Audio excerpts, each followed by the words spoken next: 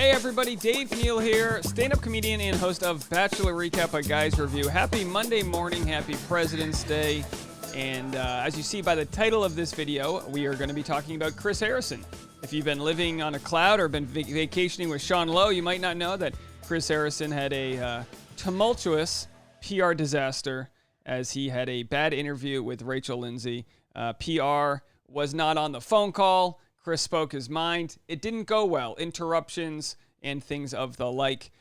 Who are you to watch that interview? It's 13 minutes. It's on Extra TV. And I think you should go check it out if you haven't already, just to get an idea of what we're talking about. I've made about 5 videos on the topic so far. Information keeps coming out. As you see here, we've got Chris Harrison. He releases a statement apologizing and saying he's stepping aside. So let's pull that up right here. This is the second part. I've already gone over his statement in depth, saying he's stepping aside. He says, to that end, I have consulted with Warner Brothers and ABC and will be stepping aside for a period of time and will not join for the After the Final Rose special. So the question is, what does stepping aside mean? We're going to discuss the first rumor about when Chris Harrison may or may not be coming back to the franchise. Stepping aside does not necessarily mean stepping down. They could be synonymous, but of course, he says, I'm stepping aside for a period of time. Leaving a window open. I'm sure ABC and Bachelor will be doing a lot of research to see how long they want that process to be. So, our first clue that we got, and again, this is an unsubstantiated rumor, which means I don't know where it came from. It's not attached to any credible source, but I will say this, de moi, the Instagram page has about 750,000 Instagram followers, which doesn't mean it's credible, but they will post rumors that come in, whether they have a good credit source or not. I do encourage everyone, when you are looking to believe something, to understand where the source comes from. So take this with a grain of salt. The Bachelor, this is The Bachelor, plus Fleiss and Harrison are pals. This is basically an email that someone, they clipped it up. This is an email or direct message written into de moi. The Bachelor plus Fleiss and Harrison are pals, and no one can really go against Fleiss because there is no show without him. He still owns the premise, basically, and gets final say on what happens. Also, when Harrison, there's some stuff redacted in there for anonymous reasons. When Harrison returns, expect the most diverse season of The Bachelorette ever. I have it on very good authority that they want it to be about 20% white and the rest to be Black, Indigenous people of color, Asian, including Eastern and Pacific Asian, and Latinx.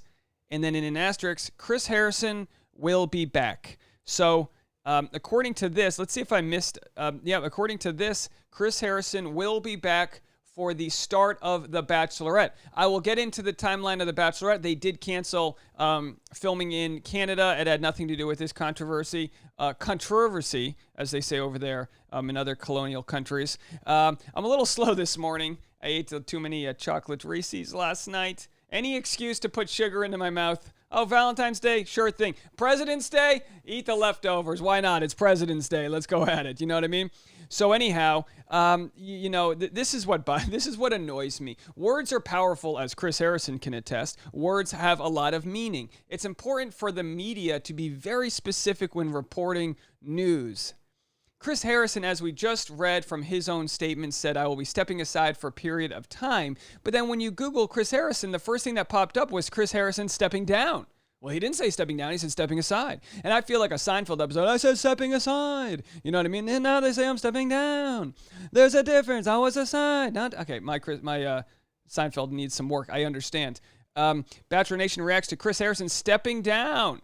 Again, is it the same thing? Is it different? Marie Claire says Chris Harrison announces he's stepping aside. So there's some journalistic integrity over there at Marie Claire. If we wanted to look at the Cambridge Dictionary, step aside or down to leave an important job or position, especially to allow someone else to take your place. So according to the Cambridge Dictionary, it's interchangeable. But I do think if you're going to say he's stepping down, you've misrepresented the story because he said stepping aside for a period of time, whereas stepping down means like, I'm done, I'm out, I'm moving to Texas and all that. So a few months ago, speaking of news that goes wild in the wrong direction, as far as, I hate to use the term fake news because that just has some sort of alt-right mentality, but the misrepresenting of news exists all over. So there was an article, the Bachelor host Chris Harrison dumps Hollywood digs to return to Texas. True story, that happened. But then there was, of course, a rumor that meant he was retiring. TMZ says not leaving Bachelor franchise despite move to Texas. Now, of course, this was the end of December, just before the new tax season. You got to take care of that no state income tax. Move to Austin. Don't worry about the state that made you famous for 25 years. Now you want to ditch out, and I digress. It doesn't matter. Whatever. Legally, he's moving to another state. He will avoid about 12% extra taxes that year. But the point of what I'm saying here is that, like, people run wild and people still think, oh, he was retiring anyway, let him go. And it's like, we need to be impeccable with our listening skills, our reading comprehension skills when it comes to this discussion. So we'll talk a little bit about this. We're going to talk a little bit about the pros and cons right now of Chris Harrison returning for The Bachelor, or does he, need to sit out a season or two or be fired altogether? We'll discuss that. And in the comment section, please let me know what you guys think. In my next video, I'm going to share what Brian has to say, Rachel Lindsay's husband. I'm going to share what he has to say. Very interesting. You don't hear this guy talk too often. I don't know. Maybe I just don't follow the right social media. But he comes in hard against Chris Harrison's words.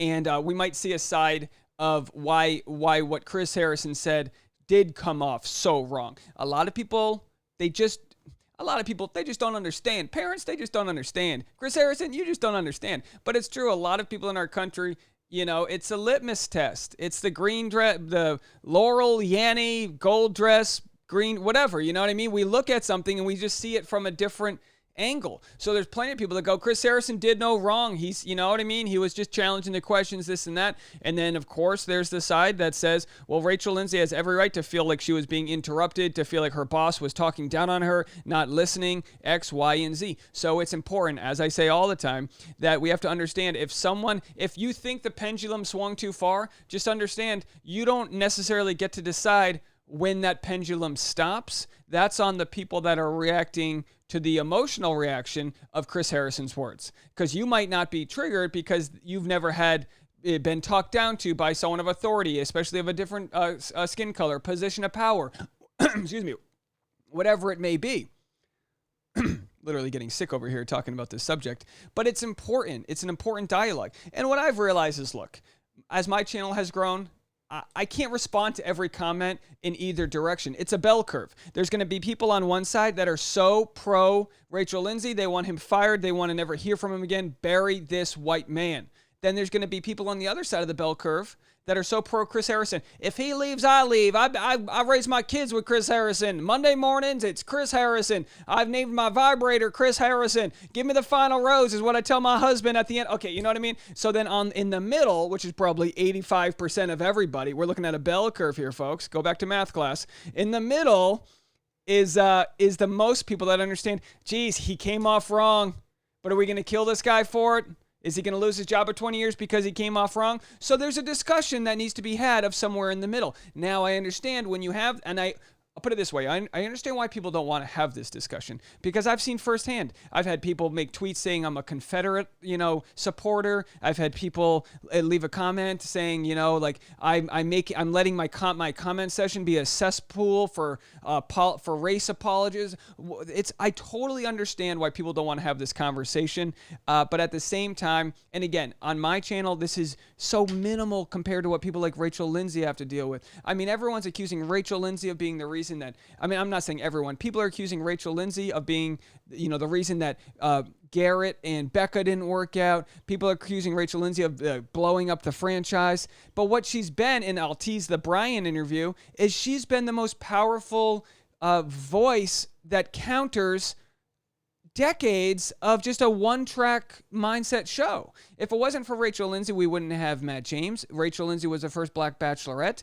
I mean, she's threatened to boycott the show to get more diversity. Now the question becomes, and again, I don't have the answers for this, but the question becomes, is diversity based on the lead of the show? So it has been reported. I'm not spoiling this because I truly don't know what happens. And Katie has denied this, but it's been reported that Katie is the next Bachelorette. Well, what type does she look for? What type? Does she only date white guys? Does she only date jocks that double pop their collars? Does she only date, guys that drive Honda Civics and breakdance? Looking at you, Marco. I got a buddy Marco who does that. That's an inside joke. But the question is who does she want to date? But then the second question is, it should be good to expose her to a different demographic, even if she hasn't dated that in the past. I relate it back to someone who's a picky eater. You might have a chef and he goes, oh, what do you like to eat? I like lasagna. I only eat lasagna. And the chef's like, well, I made some really good sushi. I think it's going to blow your socks off. Check out the sushi. And the person's like, nah, I don't know. And then they try it and they go, oh, this sushi's good. And that's unfortunately with a lot of people. You live on your cul-de-sac. You don't take public transportation. You don't get to intermingle with this diverse melting pot that our country really is. I lived on 140th and Broadway in New York City. It's a very high Dominican population. I've lived in Brooklyn, which was in that neighborhood, a black population. And I live now in Koreatown, which is actually in my neck of the woods, a Mexican-American population. The diversity is all over, but sometimes we have to look for it. So the question will be, is the casting going to be based off of what the next Bachelorette wants, or are we going to really lean into this diversity consultant they said they had? I use quotation marks because I don't know what that means. And is it going to be a figurehead for diversity, or is it going to be an actual change? Now, Chris Harrison said he's actually committed to change. It's not just a moment, but a commitment to much greater understanding that it will actively make every day. Well, that's what they said last time. So progress doesn't always happen overnight, but you do have to see physical change. Now, let's jump ahead. The next Bachelorette was supposed to be filming in Canada in February. They were ready to go to Canada and film. The last couple seasons were delayed because of the pandemic, and now they were back on schedule to film and start. I think they said by May 2021. This might not be in this article, but by the way, Screen Rant, what a website. I've seen blogs from the 1990s that had more sex appeal than this website. This is plain Jane. This website looks like if Peter Weber designed a website. That's what this website looks like. Yeah, there's two colors. We got a little bit of a... Okay, so the question is, if Chris Harrison comes back for the beginning of Bachelorette, that would mean he would start filming this month. It wouldn't air for 3 or 4 months. Is that too soon? Your boy Dave over here put a few pros and cons together. I'd love to hear your pros and cons. So here are the pros and cons to just firing Chris Harrison altogether, which there's obviously a movement to be done. Let me go back to Chris Harrison here. Here are the pros and cons for firing him altogether. A pro would be that it shows ABC's commitment to zero tolerance as far as charged racial talk, woke police, saying, I wish we had the good old times, America used to be great, whatever that baloney kind of garbage rhetoric is, rhetoric. We're shooting it live, folks. Whatever that is, that's just zero tolerance. No, we're not doing that anymore. That's the pro to firing. You might disagree with that, but that's what the pro would be. The con to firing him would be that fans of Chris Harrison that don't understand the situation altogether, they might boycott the show, and fans that don't... Hold on, folks, before you leave a comment. Here, we're just going over the pros and cons here. I'm not saying I agree or endorse this. It's important to have a discussion here on a YouTube channel that discusses things. The con of firing is that Chris Harrison's fans that don't understand the situation won't have the chance to be educated on it from the man that they've trusted for so long. It's like when Brian Williams, he exaggerated a story about being under fire when he was in a helicopter, in Baghdad or somewhere, wherever it is. I don't know all the facts. But Brian Williams in the news is a guy you're supposed to respect. You can't lie as a news anchor because then you will lose credibility.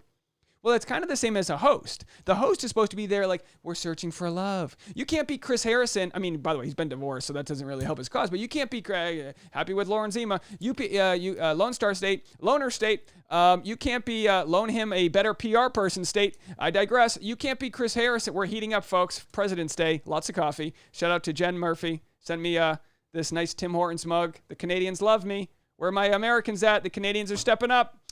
You can't... If you're Brian Williams, it took him several years to rehab his name because he lied to people. He exaggerated the truth. But he did get out there and he did admit his flaws, and they did bring him back to MSNBC. He's doing the midnight hour, right? But he went from prime time, 6 p.m. hosting duties, the pinnacle spot in his career, which you might say Chris Harrison, Jeff Probst, these like pinnacle hosts, right? So he went from that spot, Brian Williams, to kind of getting relegated to the back, and he's building his trust back up. So the question with Chris Harrison is it better to the cause being unity, learning, everyone coming together, continuing a diverse movement, is it better to that cause to have him speak to people that might not understand it coming from somebody else? Like if Wells becomes the host, no one's going to listen to Wells when he's talking about overcoming his downfall. Whereas Chris Harrison, you could make a strong point that listening to him speak about what he has learned is hearing it coming from someone you believe in. Now, the pros for coming back too soon, like I said, would be that continued dialogue. The cons, if they brought Chris Harrison back too soon, are people think that it was just a PR damage control. Oh, yeah, we let him skip the after the final rose ceremony. Let me tell you something. My dog could host the after the final rose ceremony, okay? It's just like a more formal version of Jerry Springer. You know what I mean? They put on a nice outfit, and then they just sling insults they've been holding on to for 4 months. So that's the con, is that it could just be damage control. So the truth is somewhere, the right choice is somewhere in the middle. Can you bring him back while also building upon this discussion? And that's something I don't know what the answer is.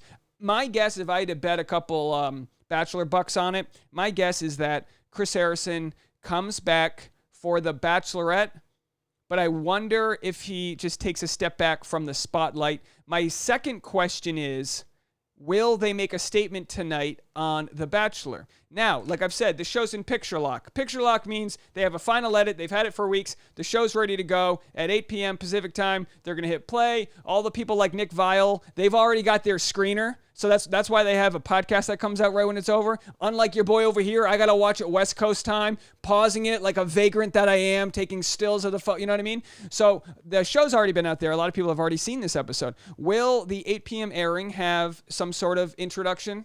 You could spend 3 minutes on iMovie and make something that says, Chris Harrison, X, Y, and Z, we denounce this talk, blah, blah, blah.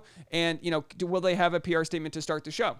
It's kind of like there's a wildfire raging, and while they've kind of gotten rid of Chris Harrison, they've minimized it, but it's not going to go away, and actions need to happen. Now, the only reason that we ever got Rachel Lindsay or is any like the only reason this diverse movement began with Bachelor was because of pressure from the audience.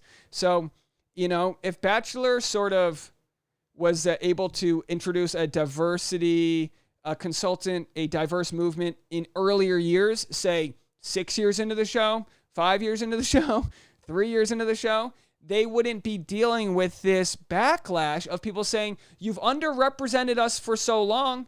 And I understand Bachelor producers, they get a lot of statistics. They're paid very well to look at the demographics. I'm sure the Midwest and the South, I know a lot of white people watch the show. I'm a white guy. I very much enjoy the diversity. You've got people talking about things I've never even heard of on TV. You have amazing stories. I think the Bachelor casting department could use a little bit more of a budget to find people that's not just some audition in a mall who wants to be an influencer. Find us some real stories. Find us some people like Zach Clark who have overcome so much. Find us some people like, there's so much. And again, I know Zach Clark's not the poster boy of diversity, but he is a poster boy of overcoming addiction and has a positive message. So there's plenty of people out there, even like Ivan, Mike Johnson, that were introduced to the show. Get us more of those people. Get us people that are having these tough conversations. Anyway, guys, let me know what you all think about this. As I ask all the time, please keep it respectful in the comment section. When comments get into the hundreds and thousands of comments, I just can't control everything. I have a review system set up automatically, so any swearing or name calling, it doesn't even make it. It gets stuck in the spam. So do yourself the service of trying to be kind to your neighbor. But I understand if you're sick and tired of being sick and tired. I get it. I understand. I'm asking everyone to just be kind, because I don't think by being anything but kind, regardless of your opinion, will get your voice heard in this comment section. In the real world, join whatever picket line, march, whatever civil disobedient you'd think you need to do to see change. I appreciate that in all of you. That's what our presidents did, right? Bring it all back to President's Day. We won the revolution, baby. we're all about going up in arms for the right cause. I hope you guys do the same. We'll see you guys later on for that next video. Stay in touch, hit the subscribe button, and give it a like. Bye, everybody.